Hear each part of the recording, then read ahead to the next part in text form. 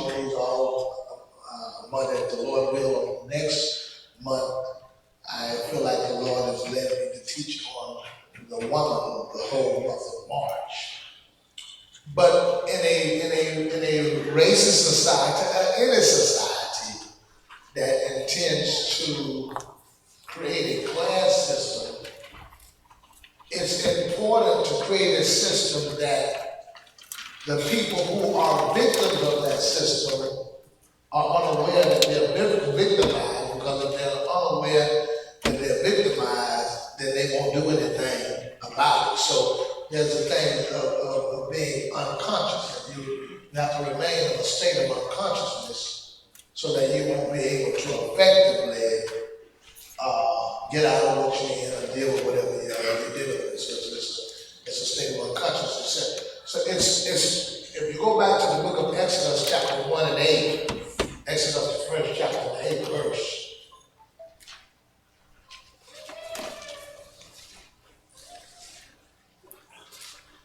All right, Exodus 1 and 8. And I want all the young people, you need to be aware of what's going on with your Bible, because one of the things that I'm responsible for doing in service and in church, especially issues like this, is opening your eyes and making you conscious, because there are people who really, and she's going to send you the PowerPoint for the night.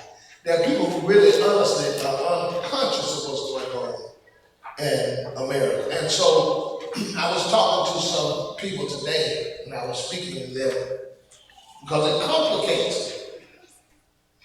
If Cheryl sees something that is wrong, and I don't see what's wrong, it divides me and her against each other, because she doesn't see what I see. So let me kind of tell you what's going on. Right. Come in for a minute if you will, Brother Money, Brother John, see? And where are you, Lawrence? I thought I saw Lawrence. Come in, Lawrence. And I talked about this class system the other day. Now, if the American system is treating money a certain way, a good way, the same system treating money one way, but it's treating Lawrence another way, Ronnie says America is great. Lawrence says America is terrible. Now, Lawrence and Ronnie are at odds with each other, because both of them don't see. Both of them don't see the same thing. There's a group of people that America treats well. It's the educated, it's the rich, and that's not whether you're black or white. They're going to treat you good, a certain status, because of the way your education status where you are. Well, one of the reasons is this. Running, I know, can afford some type of proper legal representation. Running can articulate, running can fill out a proper complaint. But just say, looking at Lawrence may not be able to do that, just from stereotype. So I'm going to treat him a certain way. I'm going to pull him over and violate his rights, because he don't look like the type of person that even know how to do it. So now, Ron is saying it's fine. Here's what happened. Ronnie lived in his world, and Lawrence lived in his world. The world that I live in America is totally different than the world that Lawrence lived in. So Lawrence is saying these people in America, this racist system, and then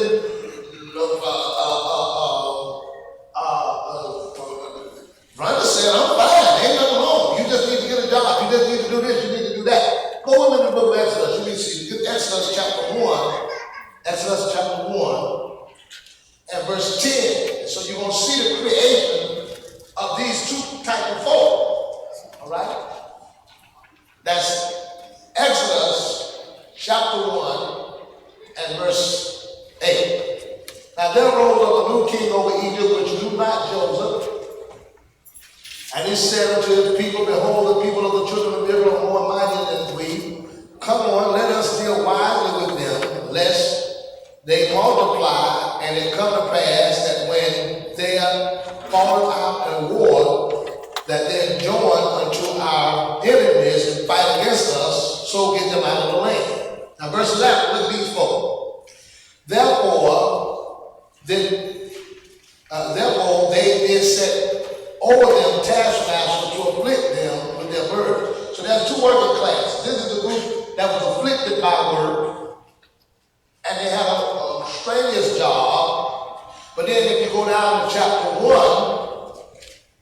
and verse 15, and the king of Egypt spake unto the Hebrew wives, of which the name of one was Shapar, and the name of the other Pahua. And he said, when ye do the office of a midwife to the Hebrew women, and see them upon the stool, if it be a son, you shall kill them, but if it be a daughter, then ye shall save her, she shall live. But the midwife feared God, and did not as the king commanded them, but saved to the life. Watch this. And verse number 18. And the king of Egypt called the midwife and said unto them, why have ye done these things? And have ye saved the men alive? And the midwife said unto Pharaoh, because the Hebrew women are not as the Egyptian women, for they are alive and deliver ear, and the midwives come to it. Therefore, God dealt well with the midwives, and the people multiplied and waxed very mighty. So these are Hebrew midwives. Look at verse 15. And the king of Egypt spake to the Hebrew midwives. Now watch. You got the Hebrew midwives, and Pharaoh hates all of them. But he's developed a relationship with the Hebrew midwives because he wants them to be a part of destroying the other ones. So he's got one man who honestly hates the whole group, but there's a working class of people that he wants on his side. That's the same thing in America today. So you guys that are in education, like school teachers, you guys that are in the medical field, they got degrees, you have to be careful because you are a prime target of who the system wants to use to afflict the other ones. Now listen to this well. You got two group of people. You have, he hates all of them. He hates both. Listen, he wants to get along, but he got to make a relationship with somebody. Now you know what we call those? They call them Uncle Toms and Thomasines. And that's just a fact. Let's go back and read it again. I want you to watch it so you'll see, because this is stuff that you're not conscious of. And you don't know sometimes when people are trying to make you one and trying to create it, and you don't really know that you're trying to create it. And so now the system is hid. It's hid. And I'm going to tell you why it's hid. It's hid because if Sister Kathy came in the night and Sister Kathy said something racist, and she said, I can't stand, you know, if she came in with something, I have a sister in Jessup, Sister Mindy, not Sister Mindy, Sister, what is her name? Not Mindy, not Sister Cook. Sister Mindy, Sister Mindy are good friends. But she's a white sister. And I was teaching about the word nigger. And so she went to work and she told everybody, she said, my pastor said that the word nigger ain't no bad word. And so she said, nigger. And she said, everybody look at her, wait, come here. You can't use it. Y'all done use it too much. Y'all done abuse it. So you, even though it's right, I think Sister Kathy know that. Sister Kathy ain't gonna walk in the church and say, thank God for my nigger saints. She got enough wisdom, she understands. You follow what I'm saying. But sister, oh Lord, she gonna get me because I forgot her name. I hope somebody get it for me. And she loved me. She come every time after church, she come up and hug me. But anyway, the fact is this is that there's a system though that's good to a certain type of black person. They're good, but it's needed. And the reason it's needed is because it would be obvious that if Sister Kathy was racist. That's why when you see something go bad, like in a system, the next person they put up, especially when it's race, they put a black person or a minority right in. Right in the city of Lakeland, where this young man got shot, the chief resigned, the next person they put up is a Garcia. I'm going to make sure I put a minority in there because it covers now whatever the image is of that place. Once I put that black person or that minority person in place, when everybody look at it, they say, oh, well, they can't be racist because they got a black chief. Watch. You'll notice this. You're sitting in your office, something goes bad out front, and there's a black person out there that's really showing out because they're being treated wrong or they feel like they're being treated wrong. All your supervisors are white. And they say, Cheryl, come out here with me. I want you to help me handle something. That's part of that racist system. Because now they want to bring Sister Cheryl because they want that black face and they want to tell her to do the work. Listen, if you're not a supervisor, don't you find nobody black. Because once you get through finding black, you're going right back to your position. So don't allow them to use you to do the fine. If they're the supervisor and somebody come in there black showing out, don't let them tell you to go out there and handle it. Say, listen, y'all handle it. Y'all stir it up. Don't call me like you don't, like you can't speak. No. Y'all remember when I went to Pope and they did the T, and I went to Pope. Some of y'all were there. I showed up.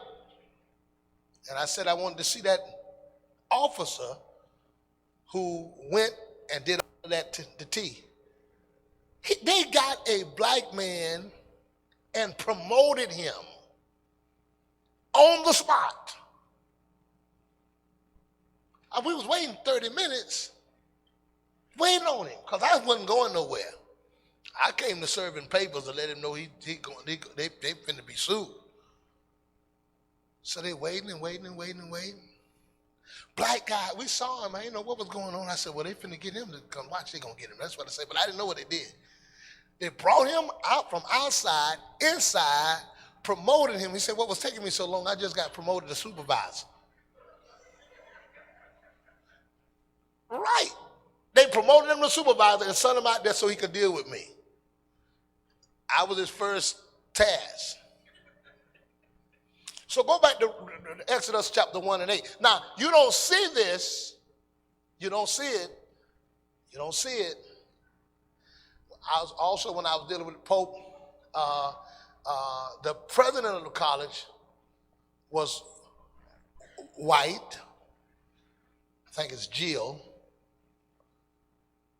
I had a meeting with them, but they had Val over the diversities. That's right, Sister Faye. That's her, Sister Faye. So Val was over diversities. And what happens is when you put people over diversity issues, there's a certain type of person that can fit the system and they know they're not going to rock the boat. Now, they ain't going to put me over no diversity. I'm not going to qualify. There's certain positions that they know, and so you're groomed for that position. You're groomed to be automatically biased, just like, and I'll say this, and y'all I may get some slack on it, but you better believe even in the school board. Everybody celebrating, boy, we got a black school board. I don't want to be biased, but let me tell you something. When they get in there and get that dollar, they don't care a bit more about your education and about that black person. And they have sometimes to say, sometimes, matter of fact, they're even worse because they're trying to prove something. And they're even worse.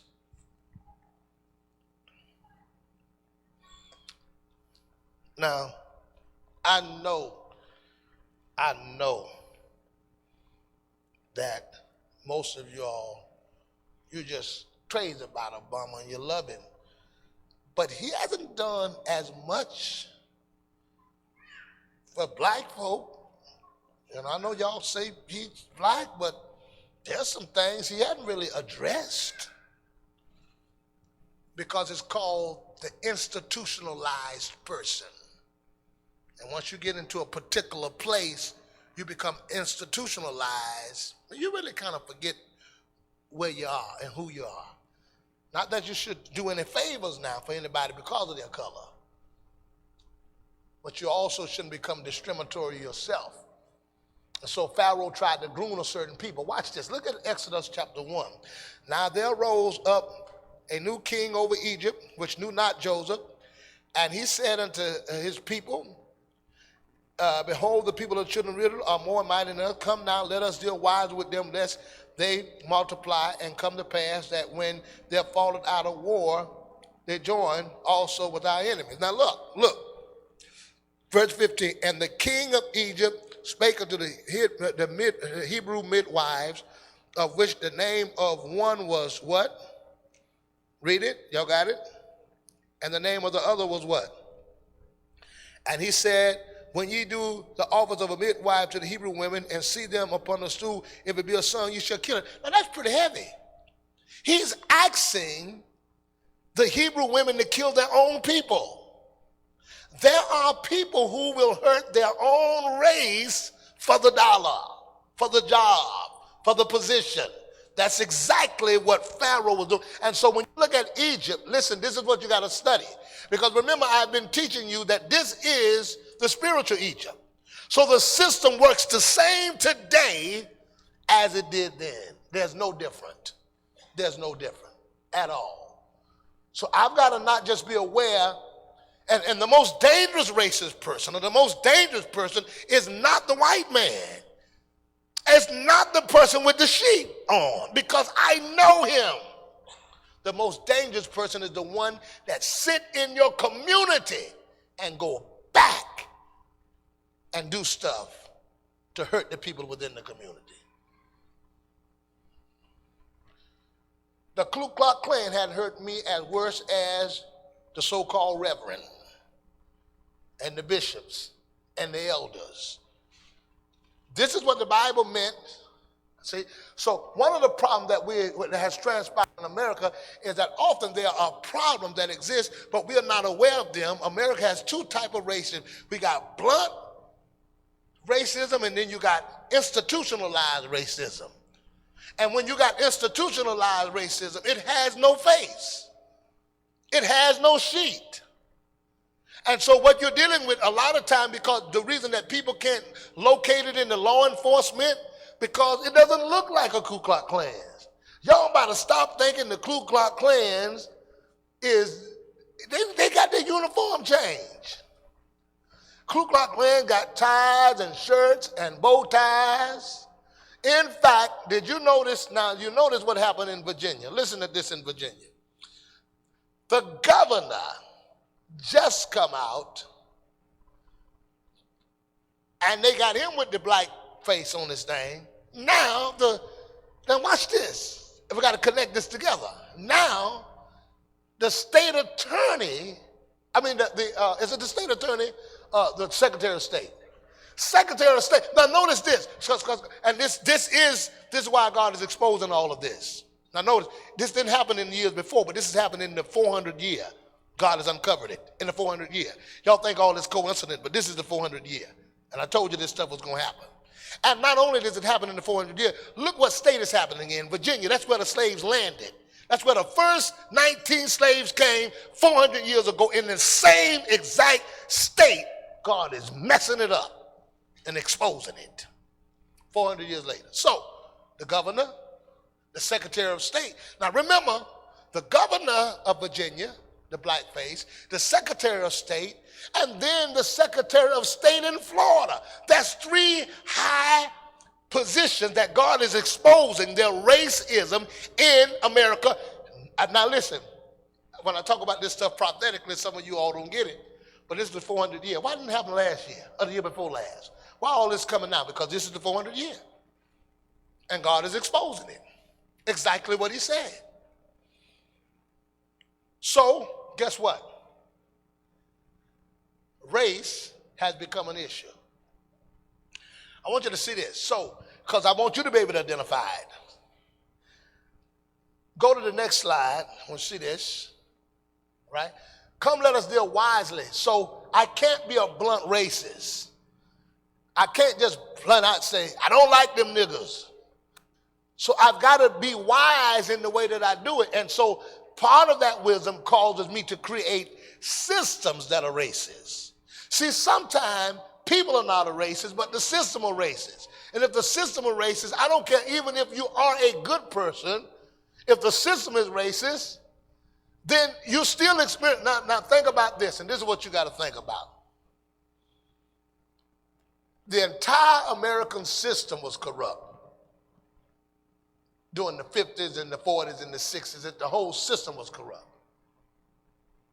They didn't get rid of the system, and they didn't get rid of the people in the system.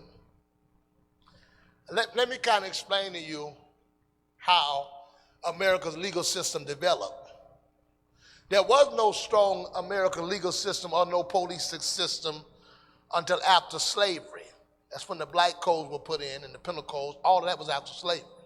Let me show you what it was designed for and to show you that it didn't change. This is what it is, a system. I'm talking about the racist system. Okay. If you worked as a slave, once you worked as a slave, and you were released, in the South, they were without labor. So they created small laws like being out as a black after 7. Like eating sweet potatoes on the Sabbath day. I'm just giving you an example. So this is what the system did. It studied your behavior and then created laws based upon your behavior that whites didn't do. I'll give you a perfect example of that, and I want y'all to hear this. White people and black people discipline their children differently. And older white people discipline their children different. Because black folk would tear you up until they think it's abuse. And older white folk took that belt and tore you up too. They didn't tell you time out and all that. You know what I'm talking about. Why?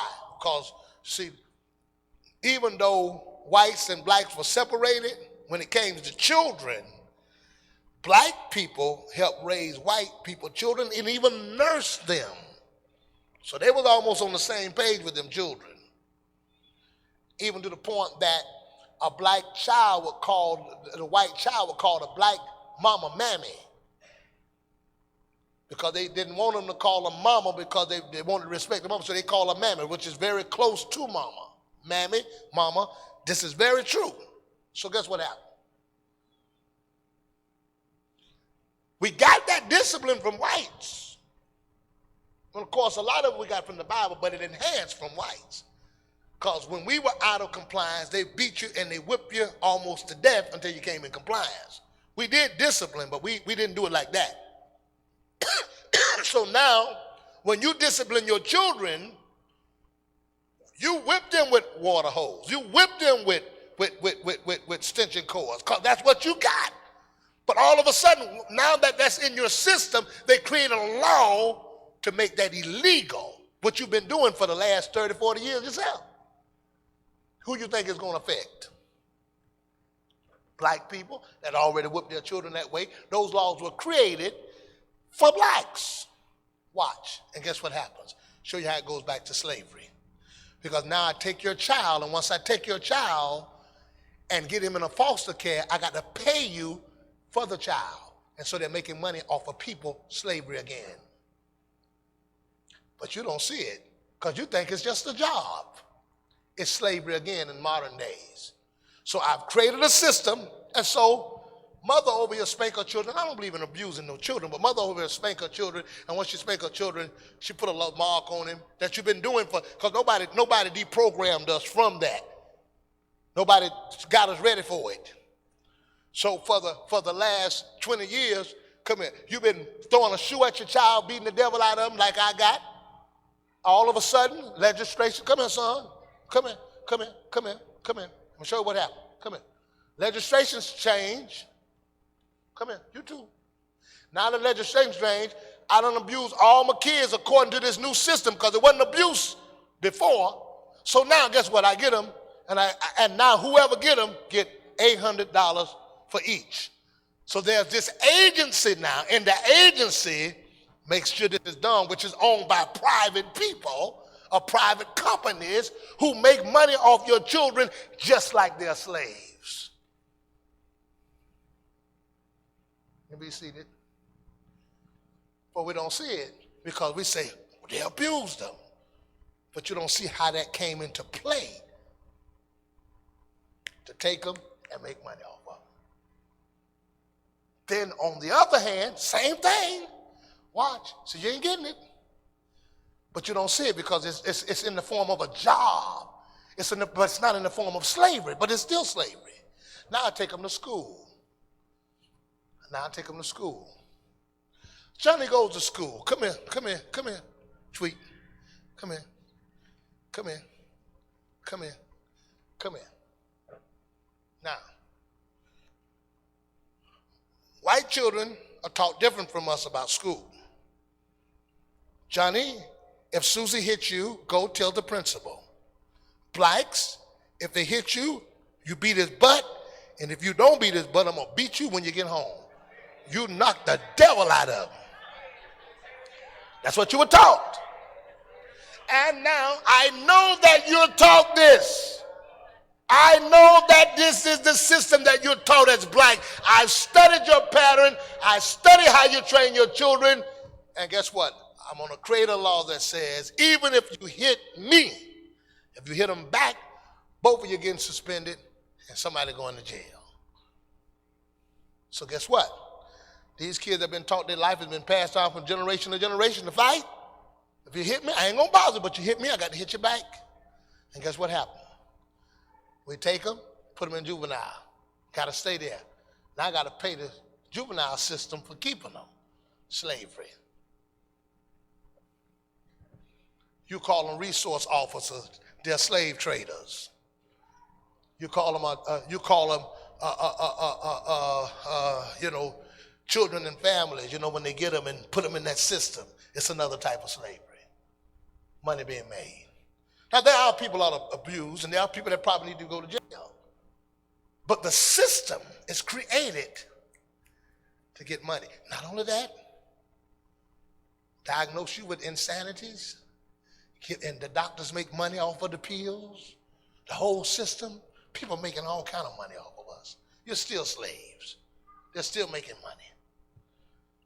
Labor laws is crazy. Get your kids in school. So you're still being sold. You're still being sold. And I tell you, we wake up and see what this system really is and see it for what it is and not see it as a job because it's hiding behind all this other stuff. Hope y'all getting it. Hope it's making sense. Yes, ma'am.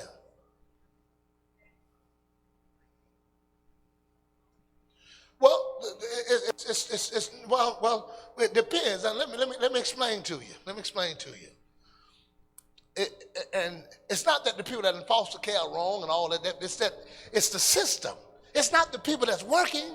The system is greater than them. They're slaves too because they're making somebody money. All of these little government systems that operate are usually operate by black people. Most of them. But then over them are other people who are making the money. It's a big monopoly. The prison systems, all of it. Guess what? Let me give you this. Watch this. Prison systems are privatized, which means the state can build a prison facility that they own, but they hire a company to take care of it. So the company that they hire to oversee it makes money. So watch this. Let's get this. The state builds a prison, and some of the judges have stock in them. The state builds a prison. I create a system that's called Florida Security. That's owned by 5 white businessmen, and they operate the facility and are making the money for operating it. Now watch how this works. So, come here, Lawrence, Gerard, Dana. Come here, Leo. So, all these guys are in prison, right? And we're getting money for them in the prison. That money ain't going to the state. The one that oversees the prison getting money for it. Then when they get to a certain place, we say we want to get out early. So I got a white friend of mine who's a buddy of mine. He's in the club. We're going to make a deal with the local farmer that we'll let you work for him for $2 an hour, and the rest of it is your time to get off. And he's making money over here because you doing $2 an hour for labor. So he's getting 2 hours of slave work again. Back to slavery. Back to slavery. Look how they're making the money out of it. The guy that got you working in the field for $2 an hour, he making money. The person that got you in the prison, he making money. Still slavery. Look at all these other forms of slavery that you didn't even look at. You can be seated. Let us deal wisely. Let us deal wisely. Go with me to the book of Exodus, chapter 1. I want to open your eyes. 1 and 8. Now there rose up a new king over Egypt, which knew not Joseph, and he said unto his people, behold, the people of the children of Israel are more mighty than we. Come on, let us deal wisely with them. Let's deal wise. So this is it's a system. So give me quickly the book of Exodus, chapter 1 and 11. What did he create? A system. A system. A system. So guess what? If I'm so busy looking at the white man that I feel, or the Ku Klux Klan that I feel is racist, I'm so focused on him. If you kill every Ku Klux Klan and every racist person in America, you still wouldn't be able to survive as a black person successfully, because the system is against you. And until the system is changed,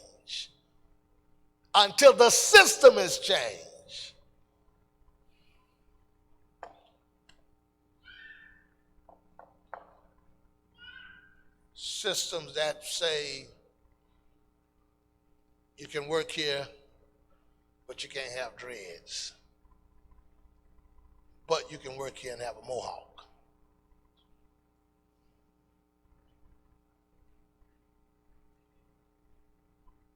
See, people can eliminate you by your style. There are cultures that you can study. I can study some cultures right now, and I can create laws based upon the culture of those people that they can't change, because it's your culture. It's your culture. Get me the book of Exodus chapter 1, 15. 1 and 11. 1 and 11. Therefore did they set over them taskmasters to afflict them with their burdens, and they built for Pharaoh treasure cities. So there was a system that he created. All right, go to the next slide. Institutional racism. It uses black people, policy, and black leadership. That's institutional. That's what it uses. Black people, policies, leadership. Now, that's not blunt racism. That's institutional. So most of y'all don't know how to be aware of that. So this is what you got to be aware of. You got to be aware of the black people. See, because you're over there watching, but you got binoculars on watching for the Ku Klux Klan. And you don't know it's your next door neighbor. You're over there watching for the Ku Klux Klan, and you don't know it's the people that sit right up there in church with you and say hallelujah. You're looking for somebody white, and it's somebody just as black as you. And so we're being hurt more by the institution, which is the black people, the policies, and the leadership. Now, some of them got mad because I called the NAACPI, and some of them got mad because I called that ministerial council over there out. But I mean, somebody said, well, they ain't going to work with you. They ain't working with you anyway. What they doing, they're working against anyway. They're going up there having a private meeting with the police department beforehand, so I ain't got nothing to lose. Now, everybody in the NAACP is not like that. Everybody in the ministerial conference is not like that. But I think I kind of showed Minister Tylex. Go to my Facebook page.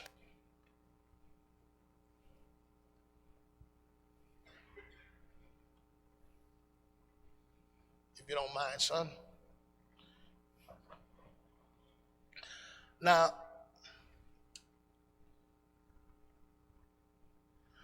all right, one of y'all cut that on for brother, okay.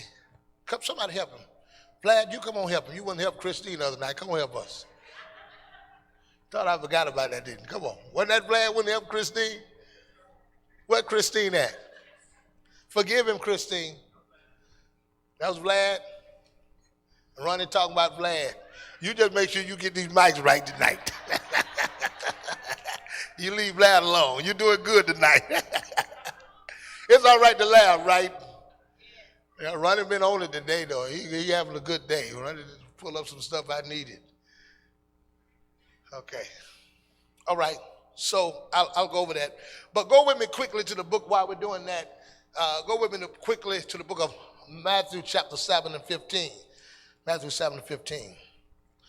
Now, I'm not against these people, but I think you have to point them out because I feel like if we don't point them out and point the system out, then people are left vulnerable to something that's against them. So I think that becomes a problem. And everybody want to kind of hush up and say, this all right, don't bother. But you need to expose it because look what the Bible said in the book of Matthew chapter 7 and 15. Matthew 7 and 15. Now, I want you to watch this real good. 7 and 15, let's read it on the count of 3. 1, 2, 3. Be aware of what? That come to you in what? Sheep clothing. But inwardly, now inwardly they're waving wood. Now watch this. Beware of false prophets which come to you in sheep clothing. Now he went for something. He went to something. He's a false prophet, but he's in sheep clothing. That's two things I want you to see. So he's a prophet. A prophet should be over the sheep. But the prophet has put himself down to play like a sheep. He's a prophet, so he doesn't look like the prophet. He looks like a sheep, but he's in wolf clothing. So God is identifying, one, he's a preacher.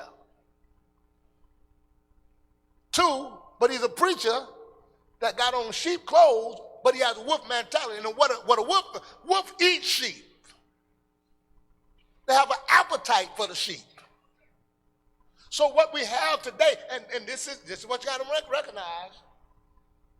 Now this is talking about hurting the people, hurting the flocks, hurting their own people.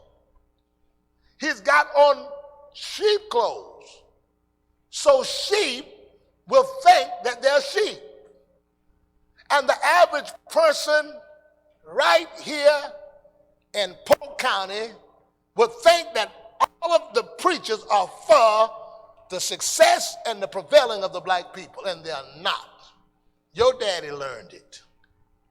He learned it way back then.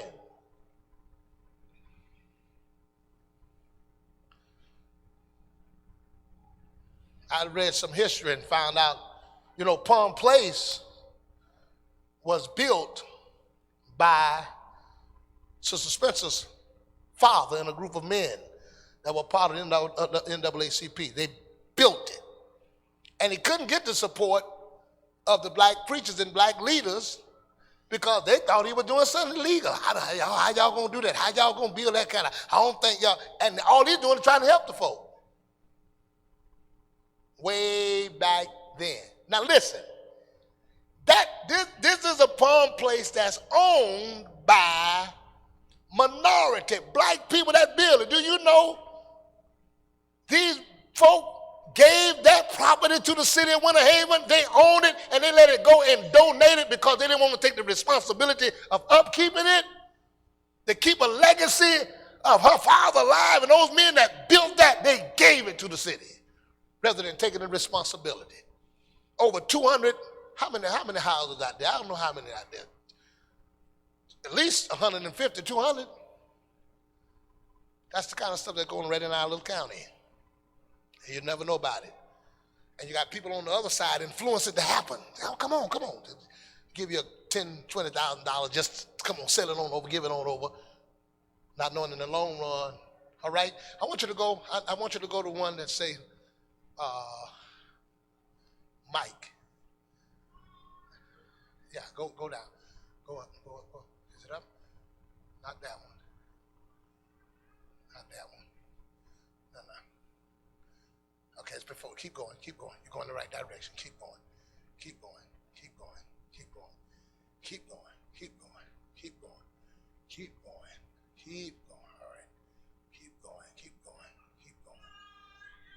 All right, keep going. Not that one. Oh, yeah, Mike, take that one there. We got it up? All right, go up. All right. Turn up a little bit. Got it over here, Vlad?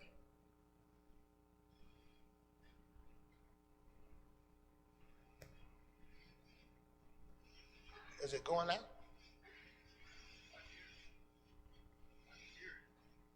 Is it plugged in right?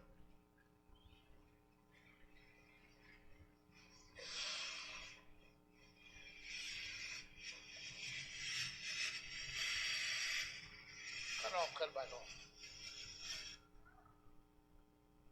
No, I meant that. Cut it back on.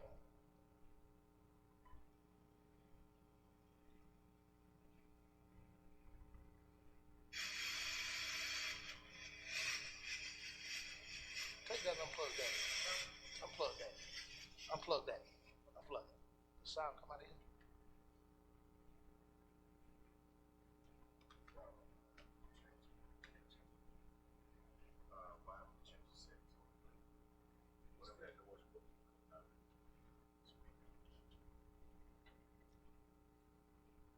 Shouldn't be coming out of there. Change so you can change the setting on there. All right, we'll get it later, but I'm gonna show you something. So we got some technical difficulty. While they're working on it, we'll get it. All right, listen to this. Go with me to Acts chapter 20 and 28. So Paul warns. That's it? Okay, let's get a mic put up here. Give him a mic. Come on, Ronnie. Now you bothering with Vlad. Come on, Vlad, hold the mic for us. Make up for what you did with Christine. You forgiving him, Christine? All right. He been forgiven? Okay, all right.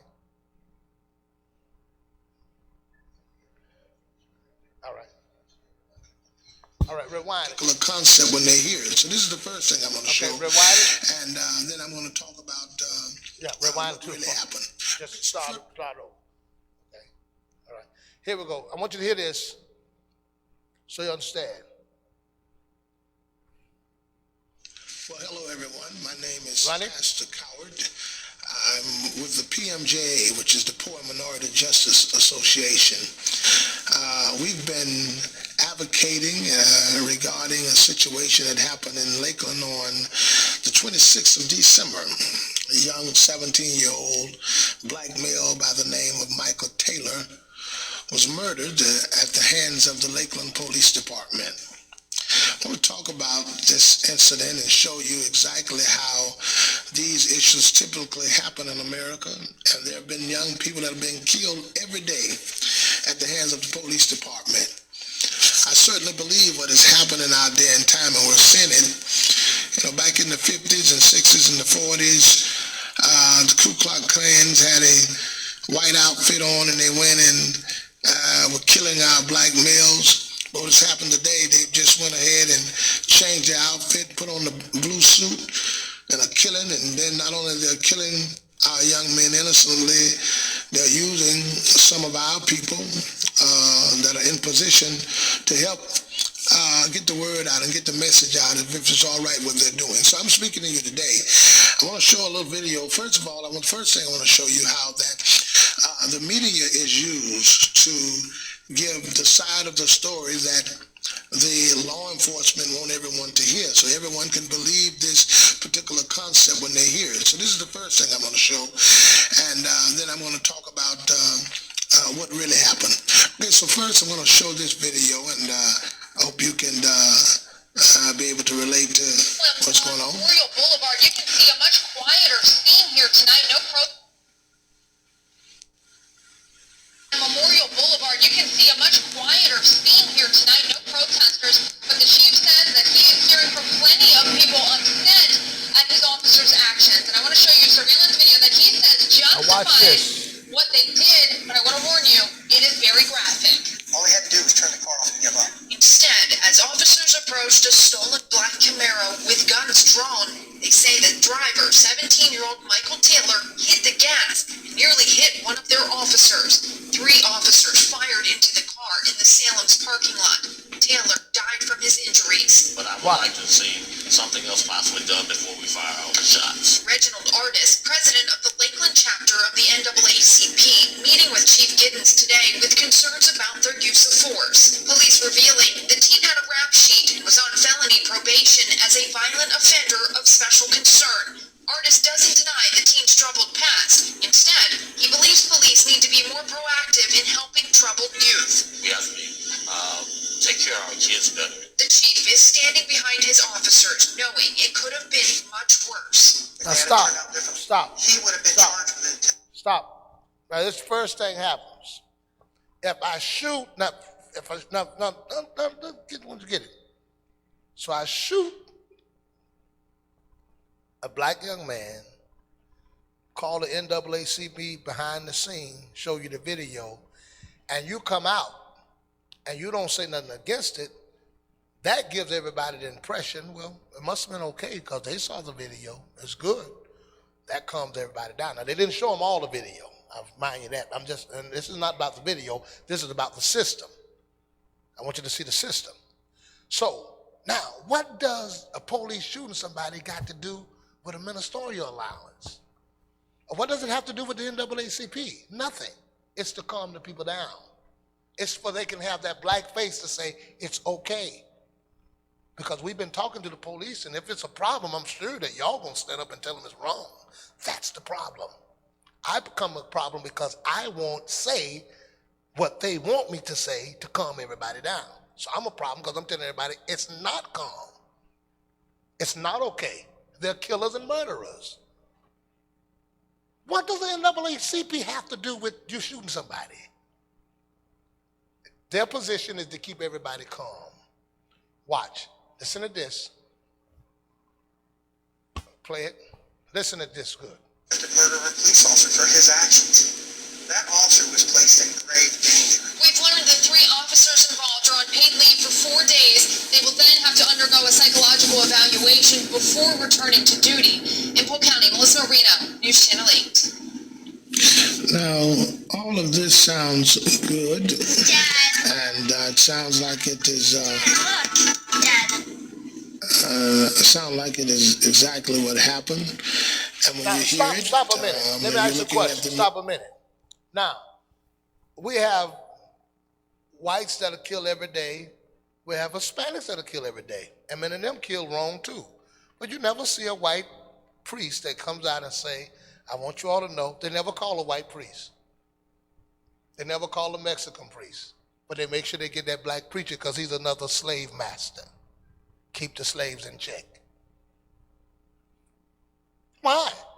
What you tell me what white person has gotten killed, what Mexican got killed, and you go and get the preacher to go tell everybody, oh, it's fine. No, they don't do it. Because the system has black people trained to oppress and defend for the one that's killing. Keep playing. Watch. You're thinking this is true. I mean, you even have the NAACP who's actually talking, and they're not opposing what transpired. telling us that we need to be more proactive with our youth and those particular things there. And then we have other ministers. I'm going to play this video here. We have other ministers who are coming out the same way. And so this is what happens.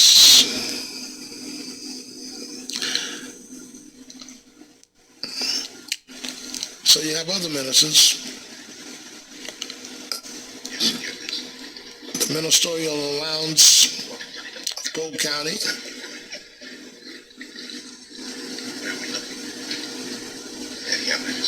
Let's go. What? Give me the signal when you're ready. Okay. Good morning. We thank you for coming this morning for the IMA press conference. At this time, we will ask President Light to come with a statement. Thank you. I, Eddie Lake, Senior Pastor, New Bethel African Methodist Episcopal Church here in Lakeland, rise as the President of the IMA to offer our official statement. The Lakeland Interdenominational Ministerial Alliance, made up of pastors and clergy primarily in the Northwest area, have been debriefed by Chief Larry Giddens of the Lakeland Police Department. Stop. Have been debriefed by the chief. Why you got to debrief a preacher? This has nothing to do with you. It's not your family, it's nobody else. Why you want to debrief me? I need you to tell them niggas to calm down. Do you shoot a white person and debrief all the priests in Winter Haven? Do you shoot a white person and go and call the First Baptist pastor and debrief him? No. How many times have you seen that? Never. You don't see it. Keep them niggas straight. You make sure you do a good job and tell them what I said. And our folk are ignorant enough to fall right for it. I'm going to cry out against it.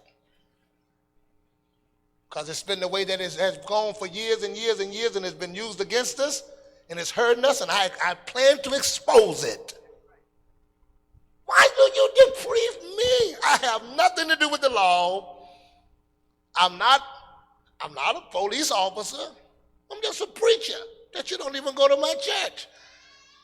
Now these people, mind you, don't even know Miss Chris, haven't talked to her, and are speaking in behalf of her son. She got mad and gave him a few words too. Because they don't know her. Don't know who she is and speaking on behalf, but that gives everybody the illusion. That's an illusion. It's institutional. All right, play it, son. Watch this. Now listen to this. Regarding the shooting investigation of Michael Jerome Taylor, black male, 17 years of age, that took place. Now, if you notice, this gentleman says he has been debriefed by the chief. So it's very clear that the chief now has been able to give him his side of the story. He's been debriefed. So if you're looking out from the public and you're in the black community, in your thoughts, you're saying, well, if they've talked to the NAACP, they're not fighting against it.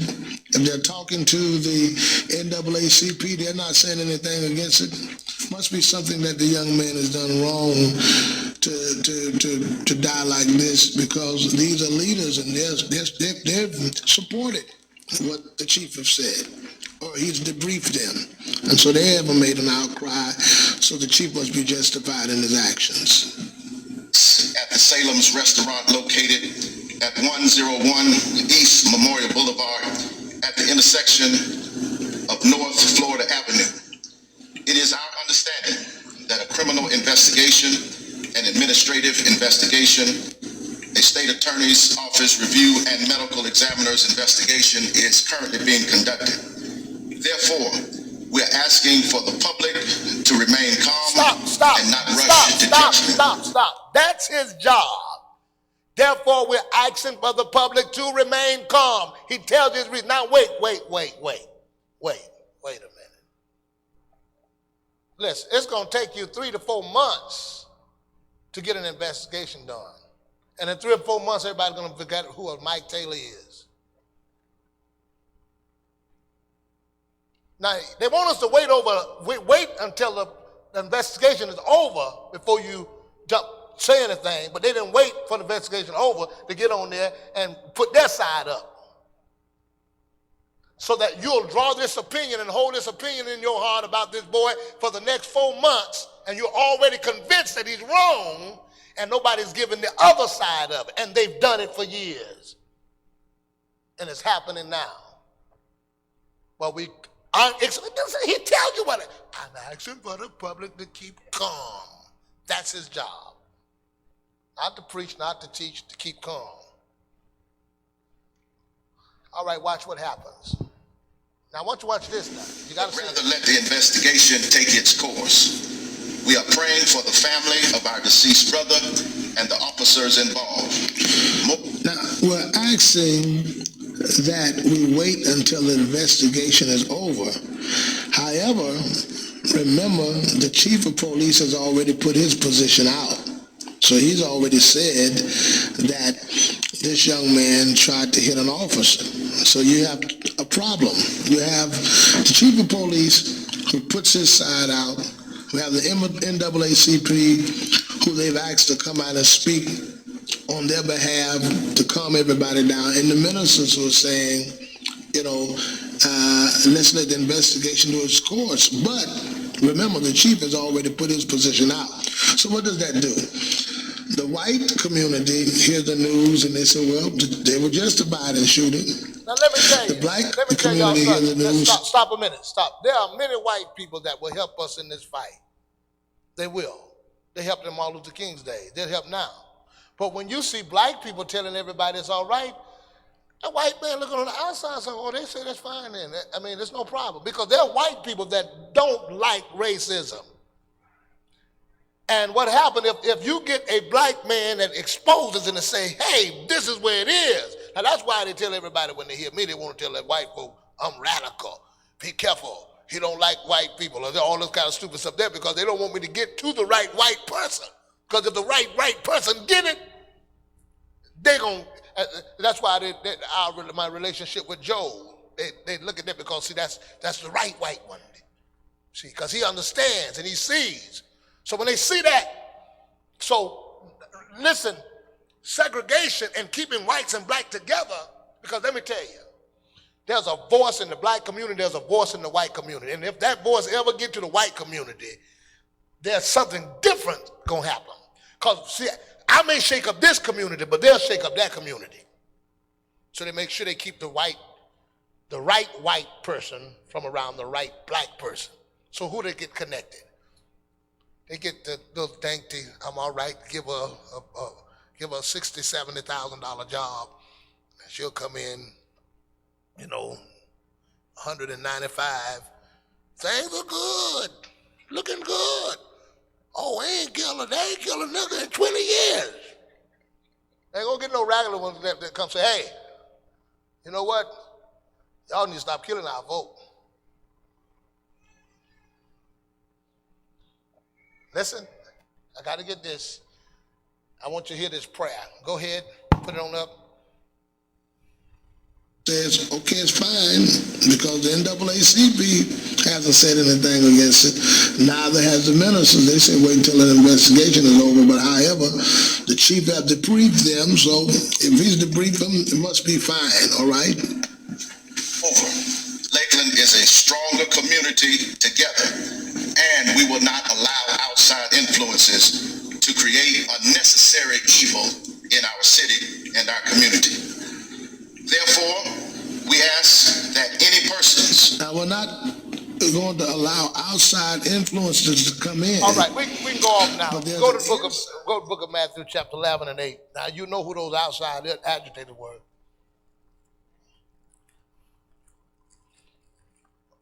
Amen. Matthew chapter 11 and 8. All right? I'm sorry. I want Matthew chapter 20, Acts chapter 20 and 28. 20 and 28, read that. 20 and 28. We can go back to the slide, son. 20 and 28. Read it together.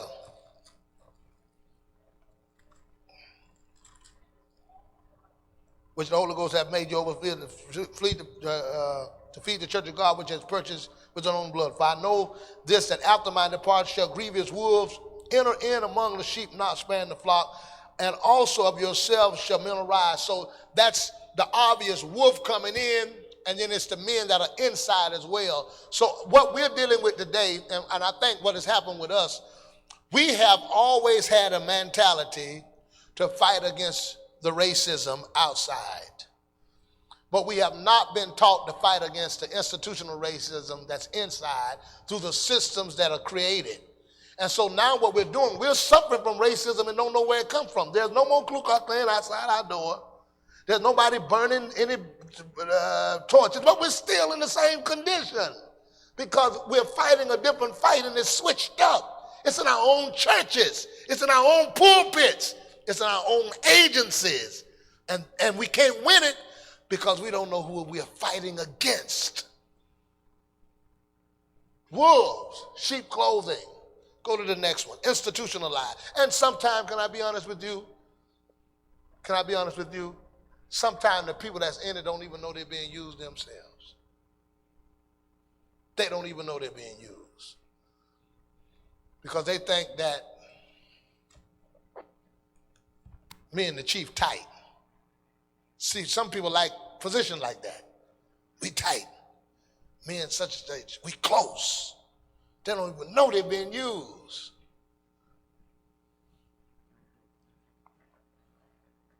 I had a guy came to me one time. He came to see me. We were sitting in my office. We were talking. We was having a conversation. He asked me a different question. He said, Cowart. I said, yeah. He said, you know there's something here to get information, right? What you want me to tell them? An officer.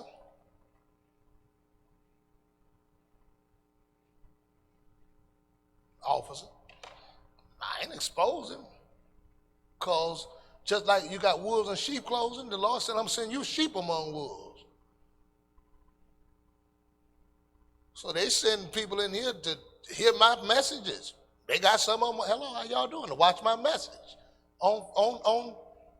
They sent some preachers just recently about the rally. I know they sent some to get the message back, but I know what to send back. And every now and then I'll send something to scam.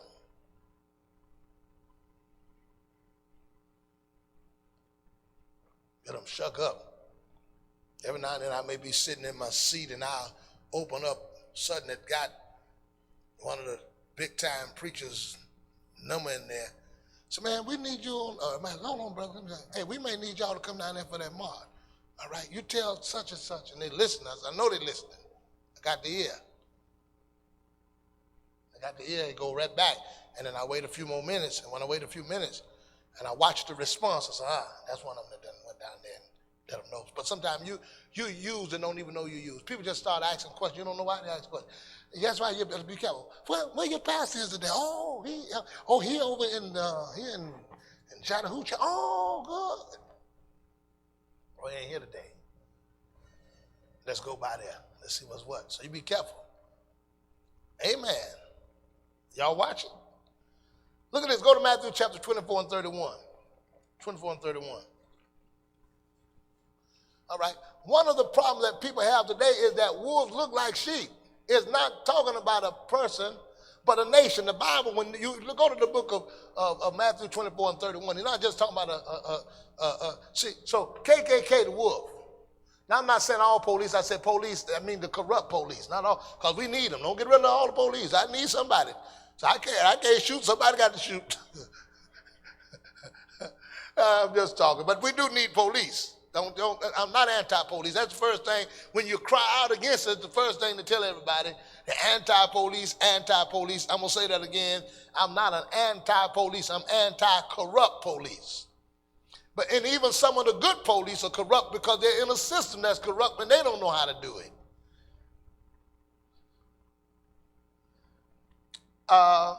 one of the problems that, so police, that's corrupt police. I want the state trooper to know that. That's corrupt police. Police that are corrupt. The sheep, the wolf, the system, all of this is part of it. The wolf, the system, the policy, the black people in power, wolves, and the shepherd and the thieves. I'm going to go over that. Now, let me tell y'all something. I won't tell you, and I won't tell you who, because I respect them. And I respect them because they're trying to help. I got more help from, I won't say more help, but I got plenty help from law enforcement, particularly some black men in law enforcement. I will never call their names. When I was looking up different policies that they sent to me and said, listen, I saw the videos. I want to give you some information, and there's a policy I want you to look at. Look at this policy. Check this out. Check this out. See this, and I know something else I want you to check out. And this particular guy here, you want to get with him and talk with him. But I said I don't want to be mentioned because I know I don't want my family targeted. Now, these are police officers telling me this because my family here, and I don't want them targeted.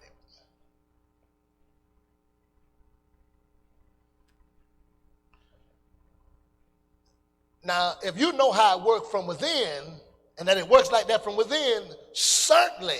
Look at this. Go to the book of Matthew chapter 24 and 31.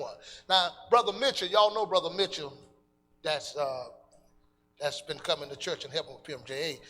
A lot of you didn't know he was one of the first black officers in the Polk County area. One of them, a long time ago. So he knows a lot of codes and language and behavior. So when he went to our meeting with us, he was calling out codes and things and listening them out. And so he can help with some of the issues that go on. We had something that happened here when we left the police department in Lakeland, and we had a pretty productive meeting. We left there.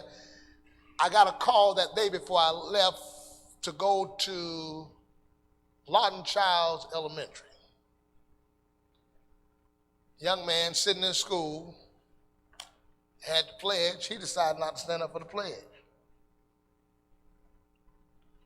Teacher told him, this is what the report I gave, I'm searching it more. Supposedly the teacher told him, if you don't want to say the pledge, go back to Africa where y'all came from.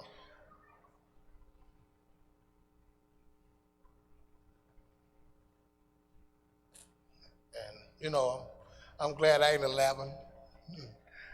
Because I was kind of wild when I was 11. I said, well, yeah, come on this ship. Let me drop you off to England while we ride. But, so, the officer came and approached the young man. The young man got loud. They put a charge on him for disturbing whatever, the school.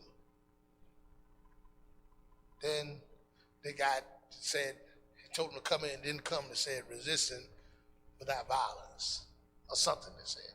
I don't know the whole detail, but the problem is, and that's just something that you can throw on anybody. You don't move as fast as they want you to move. All these are systems. But I want you to get this. 25 and 31, listen what it said. And he said, and he shall send his angels. Let me go down. I want to get 24, 25. That should be 25. So, Sharon, I'm working on you here. 25 and 31. Either it's my writing or your eyes, one of them. We'll find out. We're going to find out tonight. All right. What page we on?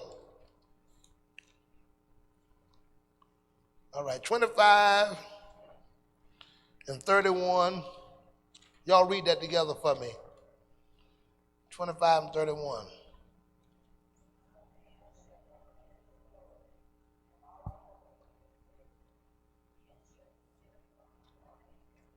Mm-hmm.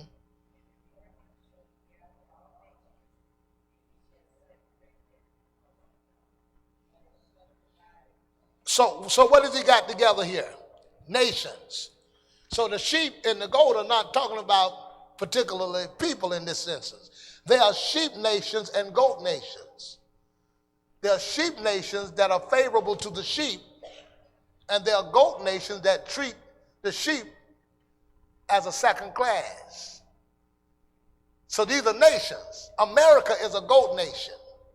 That's why it has the Muslims, not the Muslims, the Masons. It's a goat nation, riding the goat.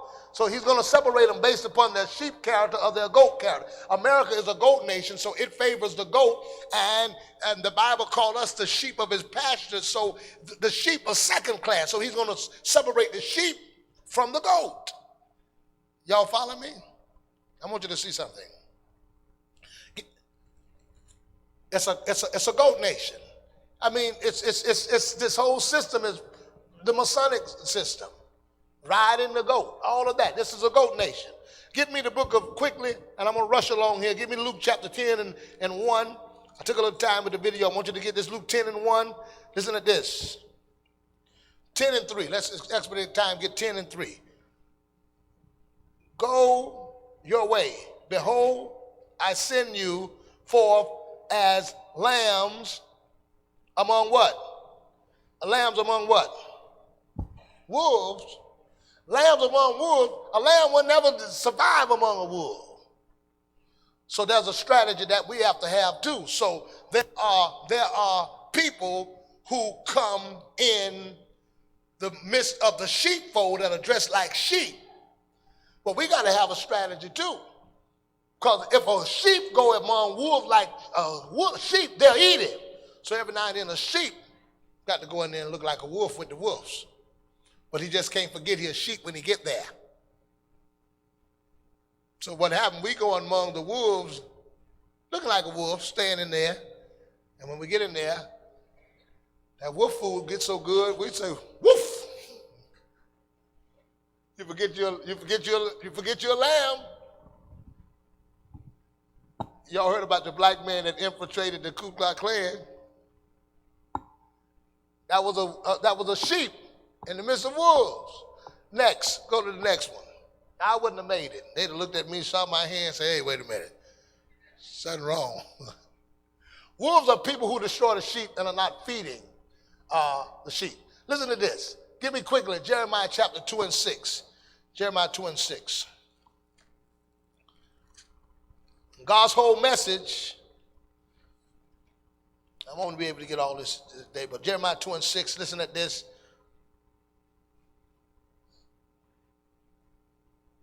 Neither said they, where is the Lord? Right? And brought us out of the land of Egypt and led us through the wilderness, through a land of the desert and of the pits, through a land of drought. All right? You see that? And of the shadow of death, through a land that no man passed through and where no man dwelled. God's message in the scriptures were primarily against the pastors, because the pastors had allowed themselves to get fed and left the sheep vulnerable. Look at verse Jeremiah 10 and 21. For the pastors are become brutish and have not sought the Lord. Therefore they shall not prosper, and all the sheep shall scatter. So even in the Bible, when he talks about the problem that was going on with Israel, it's the same thing. The pastors or those that were in leadership were getting fed, they were getting money, and they were basically selling the people. Jeremiah 23 and 1, woe be unto the pastor that destroyed the sheep of my pasture, said the Lord. Therefore, so all of this stuff that you see, well, you see pastors coming in now and going, and they are now making these deals with folk, and the masses of the people are being oppressed. This is the message that God was speaking about the pastors and the relationships with those in authority. Now, there's nothing wrong with a pastor or a leader having a relationship with those in authority. There's nothing wrong with black people in power and black folk that got money and black folk that have the power to influence, to have relationships. The problem is when the benefit of that relationship only benefits yourself. That becomes the problem. When that relationship, if the relationship does not benefit. And let me show you how this is so you can see it. I got one scripture and I'm going to try to get you out of it. See, this is the benefit of this relationship. If Brother Spence has influence over this group, come here, Brother Spence, he's being paid to keep this group psychologically in check, not physically. So Brother Spence pastors 50 people over here. Leo, come here, Leo. You're going to be a pastor tonight. I'm going to take your license when we get out. So he's pastor over here. Come here, Tweet. Come here.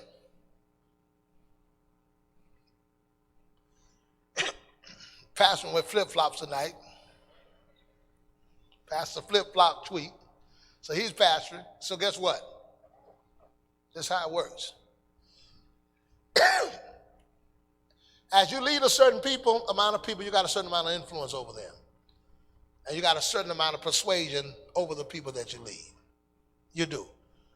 They hear certain things and they're influenced by the things that you say. So, Brother Spence, guess what?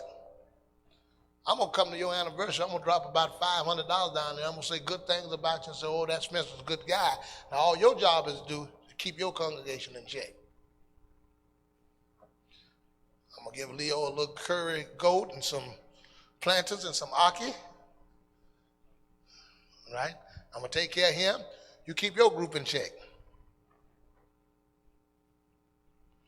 Tweet, we're going to get him an iPhone 7, a 10, whatever. You keep this group in check. Okay? But none of these folk benefit. I'm just taking care of him, and he keeping them a job. This is, again, the same type of slavery. So who do we aim for? NAACP. Who do we aim for? Bishop this. Who do we aim for? Bishop that. And then to make sure that they're good, we're going to get a few lawyers and a few doctors and a few influential people in the political realm who go to their church and they influence them because they're paying tithe in their church. So we make sure we get connected to them because they're going to be part of the influence to make sure the pastors stay in check too. Because he needs their money.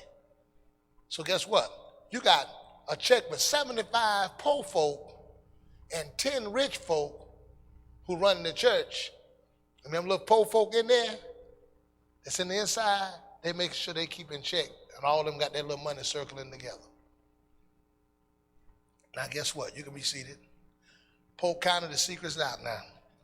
All y'all exposed. I'm going to start getting emails and bringing them too. So y'all can see the emails of some of these leaders and how they talk about some of their own people, how they communicate. So I'm going to have them out because I want them to see the little barbecue dinners, the little $500, trade-offs, to have a seat. They have a seat at the banquet, all those little communications, all those little things that go on behind the scene that the people don't know about. Just go down and do a public records request.